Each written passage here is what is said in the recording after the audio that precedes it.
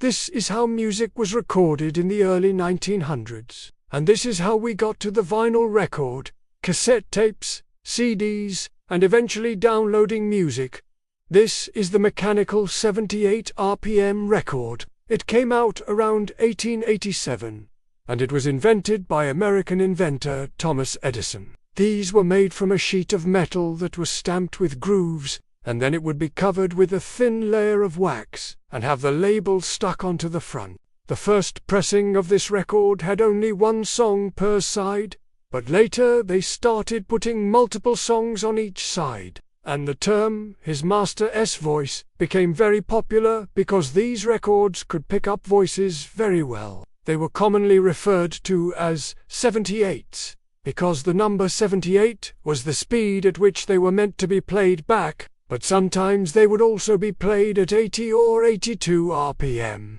And if that sounds slow compared to today's standards, then yeah, you're not wrong, but there are two main reasons why they used such a low RPM. Firstly, the Victrola record player, which was the most common way of playing these records, didn't have a motor strong enough to spin them any faster than that. And secondly, having lower RPM means that the stylus doesn't have to move as fast across the record. This made the sound quality slightly better, and it also reduced the amount of vibrations. Even though this is an old technology, if you can find a good example of one, they actually look pretty cool. Now, let's take a look at the actual record player that would play those records, which is known as the mechanical record player, or the Victrola record player. This one was patented in 1887 and is therefore just a year older than the records themselves. It uses a large diaphragm speaker like this to produce sound, and it has a horn at the top to amplify it even more.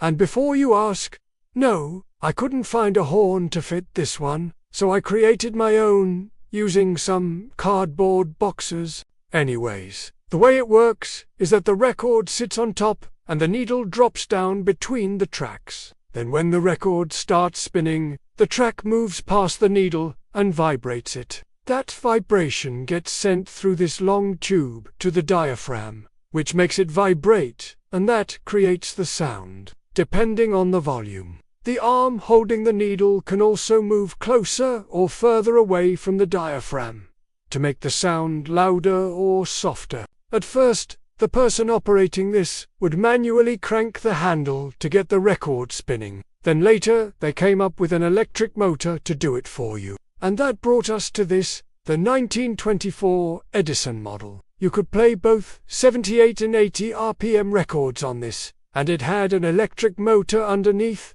to turn the record. Now I haven't seen too many of these lying around in the attic, but apparently about 1 in 20 people had one back then. So I'm thinking either they weren't too reliable or they weren't too popular. Oh, and this thing weighed over 60 kilograms, so moving it around might have been a little bit of a challenge. After the mechanical record players, we had the valve record players. Just like the name suggests, these used valves to amplify the signal, and they were very popular throughout the 1950s.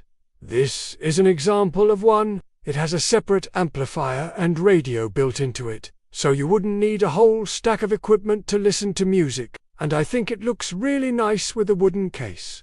And speaking of wood, if you take a close look, you'll see that the body of the record player itself is made from a piece of wood and then covered in fabric, and this was done so that any vibrations from the motor wouldn't be picked up by the turntable. This player here can play 78, 33 and 45 RPM records, and if you take a look inside, you'll see that the turntable is actually made from aluminium, which is a lot more dense than wood.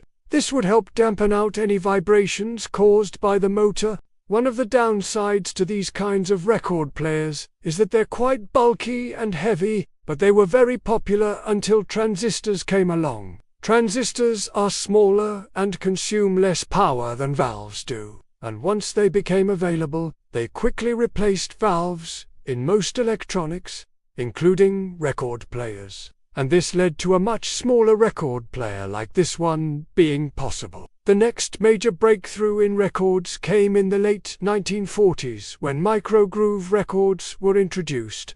There were two formats, the long play 33 RPM and the single 45 RPM. The long play 33, also known as the LP, was 12 inches in diameter, just like the old 78s, but it played at a much slower speed. This made the groove smaller and meant that the stylus didn't have to move as far, which reduced the amount of unwanted vibrations. Because of this, it produced much clearer sound and it could play for almost 20 minutes on one side.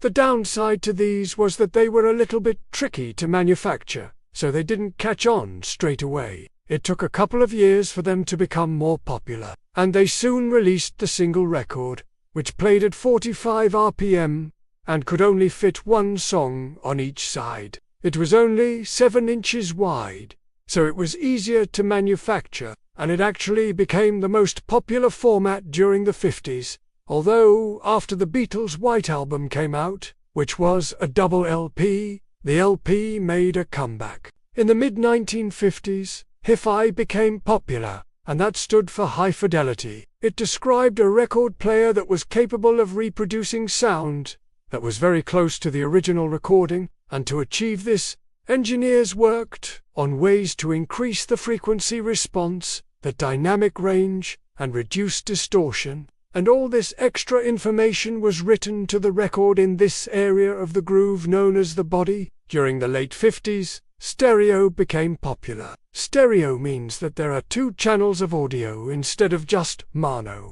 In mono, all the instruments sound like they're coming from the same place, whereas in stereo, you can hear that there's a left channel and a right channel. This gave musicians more creative control when making their music, and it made the listening experience a lot more interesting. To play a stereo record, you would need a stereo pickup, one output for each channel, and it could either be set up so that they both sat in the same plane like this, or it could be set up so that they were perpendicular to each other, which is known as a true stereo cartridge. As the record spins, the stylus traces the path of the groove that vibrates the pickup, which sends a signal to the amplifier, which then drives the speakers, and after vinyl records, we had the compact disc. The first CD player that was capable of reading a commercial CD was released in 1982, and that was followed by the first CD player that you could buy for your home in 1983.